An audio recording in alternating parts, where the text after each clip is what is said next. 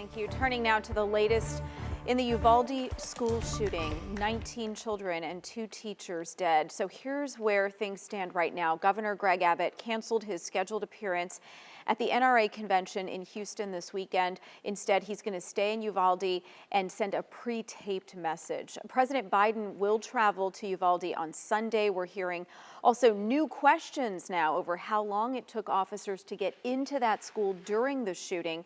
Investigators fleshing out the timeline again with more details, including the fact that it took authorities an hour to get inside. We want to send things out to our Tiffany Liu. She is in Uvalde this morning, and Tiffany, we're learning of heartbreak on top of heartbreak for the family of one of the victims in particular.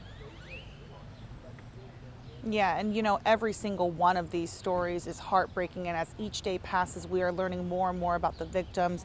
There were 19 children, 2 teachers who were killed that day. I do want to tell you a little bit more about one of the teachers. Her name was Irma Garcia. She was killed on Tuesday, and we've learned just 2 days later, her husband, Joe Garcia, suffered a heart attack and died. Now, this is just a day after we saw him laying flowers at his wife's memorial.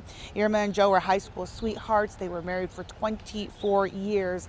And they leave behind 4 children. Loved ones say Joe died of a broken heart. Their kids turned to their faith last night at church, and they were surrounded by an extremely supportive community. They were good people. They were good church-going people, you know, always willing to help, always looking to see what they could do to be there for the community, not only their children.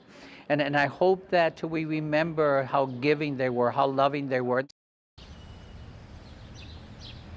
Now, Irma's family tells us that her body was found holding that of a child who was also shot and killed on Tuesday.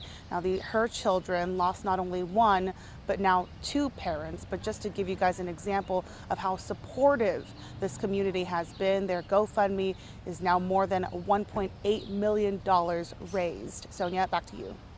Tiffany, thank you. And you can count on WFAA to bring you new information as we learn more about this tragedy as well as the investigation. Stay with us on television and online. You got more at WFAA.com.